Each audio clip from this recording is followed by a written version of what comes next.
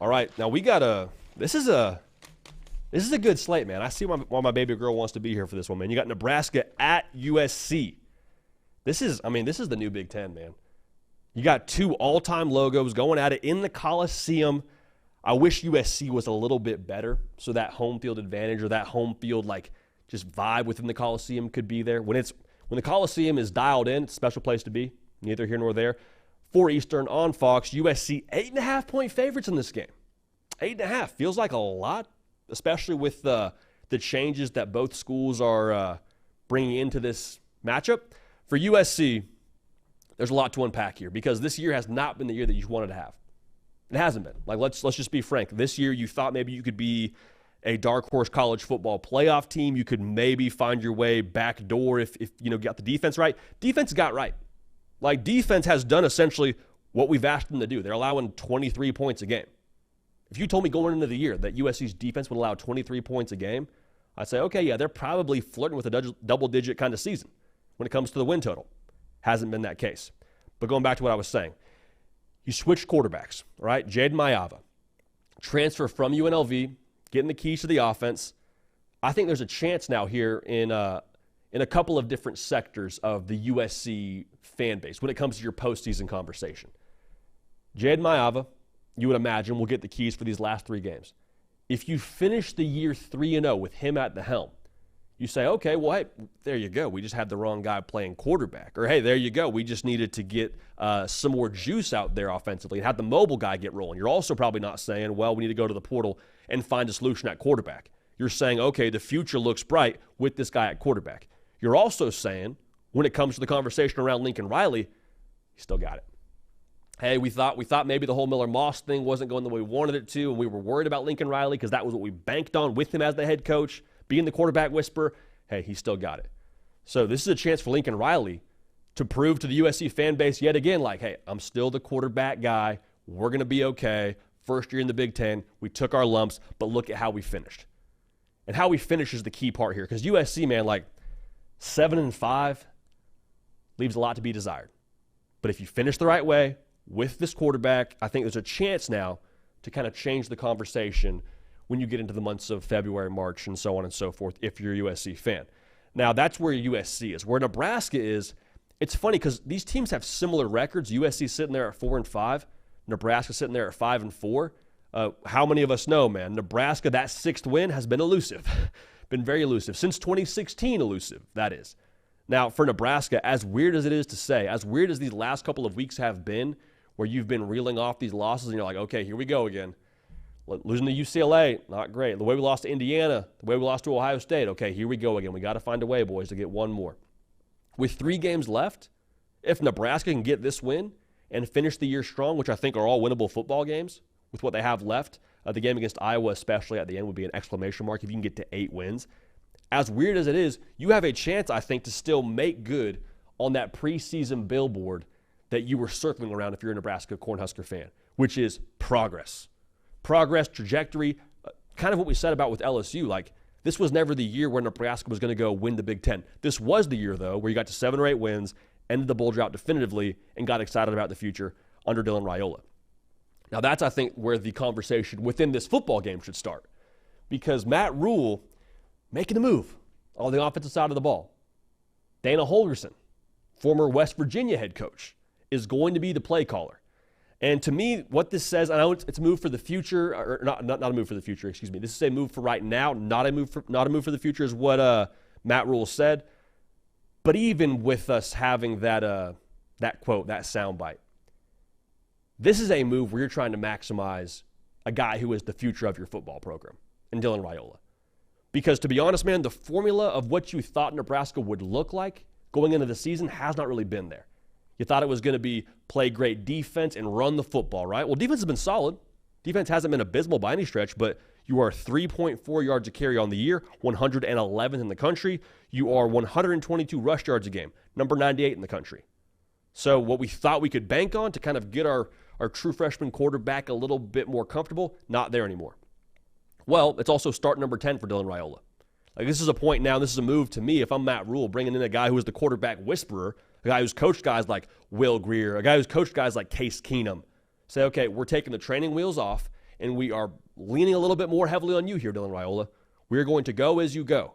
And I'll say this, if Nebraska gets 15% more production out of Dylan Raiola, just 15% more of his ability out of Dylan Raiola, Nebraska, I think, will win this football game, and Nebraska, I think, will finish the season with 8 wins. That is how, I think, impactful Dana Holgorsen can be with Dylan Raiola's maturation and with his process. Now, the area of opportunity within this football game, as fate would have it, lies in the passing game. Because USC, as much as they've improved on defense, they're still number 79 in America when it comes to passing yards allowed per game. So, there is a chance now, if you get that pass game dialed in, this new offense dialed in, Dylan Raiola, up your level of play, there's going to be plays to be had. The guy that I would look at most closely here, if I'm Nebraska, Ja'Cory Barney, is a man-to-man nightmare. USC likes to play man-to-man coverage.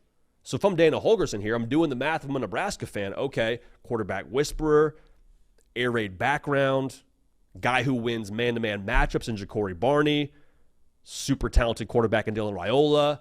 Let's get this party started. Let's get the good times rolling. So I expect Nebraska to be aggressive, and I expect Dylan Raiola to swing his freaking sword in this game, man. Shout out Mike Leach.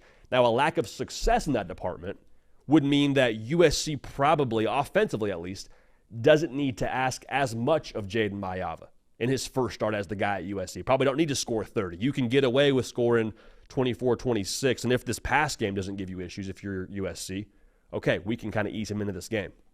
But let's talk about that, because the change for Nebraska on the offensive side is massive. It's equally massive for USC. Miller Moss, thank you so much. Jaden Maiava, going to give you a chance here. And I want to make sure this is on the record. The issue with USC is not Miller Moss-centric. Miller Moss, yeah, throwing more picks than you would like, but I don't know if there's a lot of games you point to and say, that's on Miller Moss. I think it's a collection of errors. They've been up, I believe, in just about every single game they've won or lost in the fourth quarter. They've been up in that game in the fourth quarter.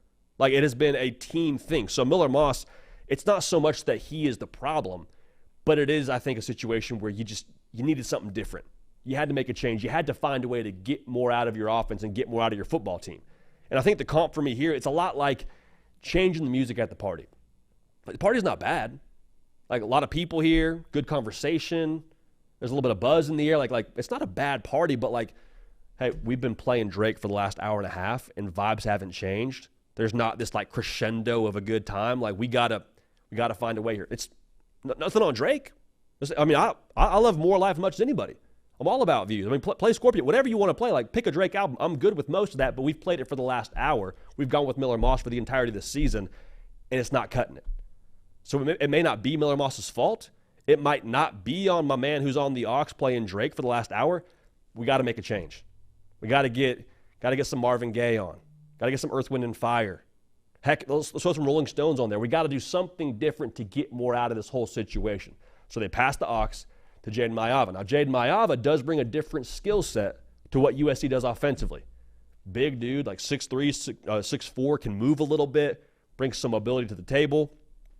If I'm Lincoln Riley, I am leaning on the versatility in the run game to try and get Nebraska off balance. And I think you also need to find a way now to elevate these other playmakers in the perimeter. Because I'm sitting here looking at who USC has on the outside, and I'm like, man, they got some dudes. Zachariah Branch, what he did last year, he had you fired up if you're a USC fan, what he was going to do for his encore as a true sophomore. Jacoby Lane's been awesome at times. He got 14 targets and 10 catches against Wisconsin. Went road to glory against those guys. Mekhi Lemon looked awesome at times this year, but the issue is you have 0 USC wide receivers with multiple 100-yard games. Got a couple of guys with over 100 yards in one spot, but you haven't seen the consistency. So some of that's on the quarterback, some of that's on the play calling, some of that's quite frankly on who you're playing against and what that game requires. But with Jaden Maiava in this spot, I would love to see them target one of those receivers, go to work, find a matchup, and just attack it all game long. Because Nebraska, they're also going to play some man coverage. And so I would be aggressive downfield as well. But here's the thing that Jaden Maiava brings to the table. With his mobility, if you want to play man coverage, great. But understand now, you don't have 2 sets of eyeballs. You only got one, and it can look at one thing at one time.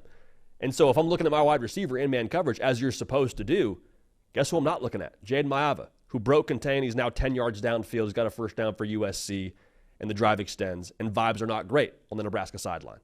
So I'd love to see a little bit more of that from Jaden Maiava. I'd love to see a little bit more of the versatility in the run game, like I mentioned. Woody Marks, get him going, take some pressure off him with Jaden Maiava in the read option.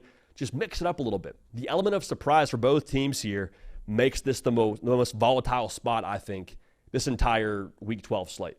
Like we don't know what we're getting from Nebraska offensively. We definitely don't know what we're getting from Jaden Maiava for USC offensively. Now, here's I think the end-all be-all.